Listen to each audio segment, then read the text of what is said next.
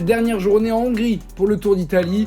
Mais revenons déjà sur la deuxième étape, ce contre-la-montre individuel dans les rues de Budapest, remporté par Simon Yates devant Mathieu Van Der Poel qui a conservé son maillot rose.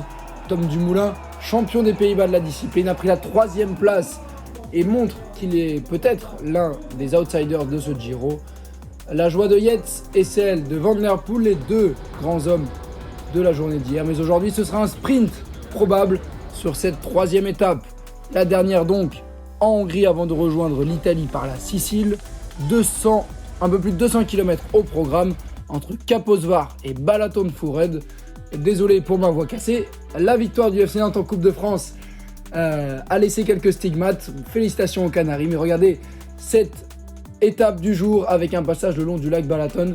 Ce petit grimpeur dans le final qui pourrait dynamiter un petit peu l'arrivée à Balaton-Fured avec comme grand favori Mark Cavendish ou encore Caleb Ewan, bien que tombé en début de Tour d'Italie. Le départ qui est donné sur les coups de 12h40, ils sont 3-4 à vouloir y aller, puis finalement que 3, car un coureur de la Bardiani avait dans un premier temps voulu y aller, mais les consignes d'équipe, s'il n'y a pas de World Tour, vous n'y allez pas. Résultat, 3 coureurs à l'avant, alors que Ewan et Cavendish, les deux grands favoris, on l'a dit, discutent entre eux, et que le train de l'Alpecin Phoenix, avec ici le maillot rose, Mathieu Van Der Poel est bien en place. Ils vont sprinter aujourd'hui pour l'Italien Jakub Maresco. À l'avant, Samuele Rivi pour Eolo Cometa avec deux coureurs bien connus, Mattia Baïs et Filippo Tagliani, tous les deux déjà échappés lors de la première étape. Ils sont visiblement de corvée lorsqu'il faut aller dans l'échappée. Le sprint intermédiaire avec les points pour le maillot cyclamen disputé entre Gaviria et Arnaud Démare. Nizzolo, Binyam Girmay sont également présents. Cavendish a accompagné sans marquer de points. L'écart n'est cette fois-ci pas monté à 10 minutes comme ce fut le cas lors de la première journée. 4 minutes 30, 5 minutes tout au plus. Et quand l'écart diminue, Samuele Rivi décide d'accélérer. Mattia Baïs va le suivre, mais Filippo Tagliani lui se relève. Et finalement, tout le monde sera repris à 28 km du but. La Lotto Soudal pour Caleb Ewan, la Groupama FDJ pour Arnaud Démare roule. Et toujours là, l'Alpecin Phoenix pour Maresco. Et peut-être un petit peu pour Van Der Poel, on ne sait pas. Dans la seule difficulté du jour, Pascal Enkorn accélère. Le néerlandais de la Jumbo-Visma est placé au classement de la montagne, tout comme Rick Zabel qui est le porteur par procuration de ce maillot. Et les deux se disputent les points. C'est Pascal Enkorn qui va passer en tête devant Rick Zabel. C'est pas tous les jours que Rick Zabel va disputer un classement de la montagne. C'est pourquoi il faut le dire. Et c'est bien Rick Zabel qui sera porteur toujours de ce maillot bleu, à égalité de points avec Pascal Enkorn, tous les deux 5 points. Mathieu Van Der Poel, lui, en compte 3.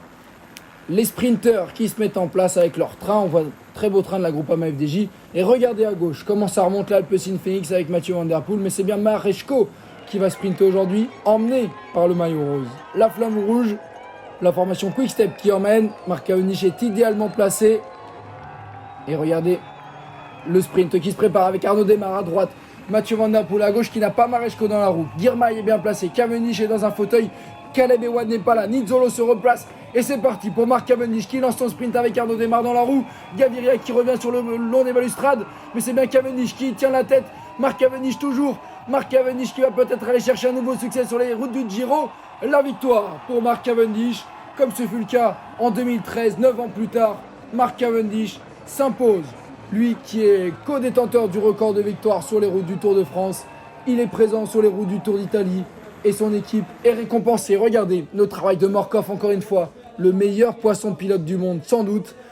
Cavendish en tête, Gaviria à gauche qui est pour l'instant deuxième. Girmay qui est complètement bloqué. Binyam Girmay qui est enfermé entre Démare et Gaviria. Et Arnaud Démare qui va venir prendre la deuxième place vraiment dans les tout derniers mètres. On va voir le classement.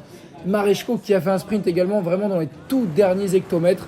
C'est assez intéressant de pouvoir analyser a posteriori. Le podium, on le connaissait, Girmay est 4e, Maresco 5e, c'est assez bien pour Alpecin Phoenix. Edward Theuns 6e, assez surprenant. Caleb Ewan n'est que 9e de ce top 10. Le maillot rose toujours sur les épaules de Mathieu Van Der Poel, pas de changement. Il devance Yates de 11 secondes et Dumoulin de 16 secondes.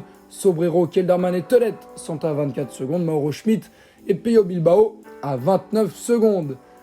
Ce classement changera sans doute mardi, après la journée de repos, car demain, lundi, les coureurs vont voyager de Hongrie vers Sicile. La Sicile où se tiendra la première étape de montagne, une étape difficile avec l'arrivée à l'Etna. C'est là que Chavez et Yates avaient fait le doublé en 2018. Le Tour d'Italie qui était arrivé également en 2010 avec la victoire de Caicedo qui va s'imposer à l'Etna mardi. On vous donne évidemment rendez-vous sur les antennes d'Eurosport et GCN. D'ici là, reposez-vous bien, profitez du lundi avant de retrouver les roues du Giro.